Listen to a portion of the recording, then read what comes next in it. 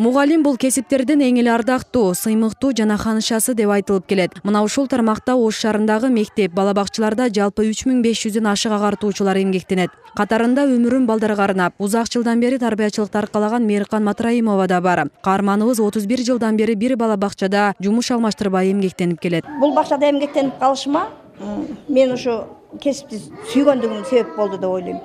Анан ушул убакыттан пайдаланып, мен ушул бүгүнкү бардык мугалимдерди бүгүнкү кесиптик майрамдары менен куттуктайм. Жергебизде тынчтык болсун, асманыбыз ачык болсун. Жакынкы 5 жылда билим берүү тармагында жаш муундар көбөйө баштаган. Малым болгондой агартуу тармагындагылардын 40%-ын жаш мугалимдер түзөп калды. Арасынан жаш болгонуна карабай 28 жашында мектеп директорлукка жетишкен Элвиза Нарымбаеваны атасак болот. 8 жылдан бери далай окуучуга билим дүйнөсүн ачып, уядан учурган. Учурда каладагы эң жаш жетекчи катары белгилүү.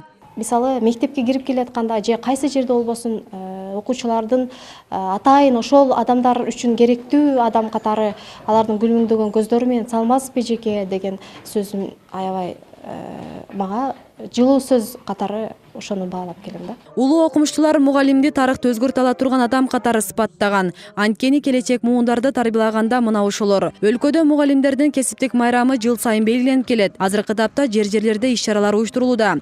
Бүгүн Ош шаарында да башталып концерттик программа коюлду. Анын алкагында жалпы 100дөн ашык агартуу тармагынын алдыңкыларына ардак грамоталар берилип, төш белгилер тагылды. Ушул заманыбыз тынч болуп, стабилдүүлүк болсун деп кетким келет. Анткени заманыбыз тынч болсо, биздин мугалимдер дагы өзүнүн кесибин ушу балдарга жакшы билим тарбия берет деген ишеничтемин.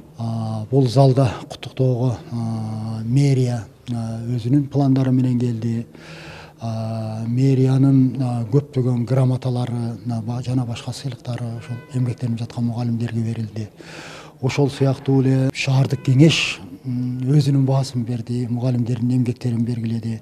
Акыркы 5 жылдан бери билим берүү тармагында бир топ жетишкендиктери бар. Жылдан жылга жаш кадрлар көбөйө баштаган. А бирок орус тилдүү мугалимдер менен окуу китептердин тартыштыгы жоюлбай келет. Белгилей кетсек, Кыргызстандагы мугалимдердин кесиптик майрамын 5 октябрда белгилөө тууралуу токтомго 2014-жылы 30 октябрда кол коюлган. Буга чейин мугалимдердин кесиптик майрамы октябрдын 1-жекшембисинде ар кандай даталарга туш келчү. Асель Бусурманкул кызы, Нурсултан Абдыкерим уулу, Ынтымак.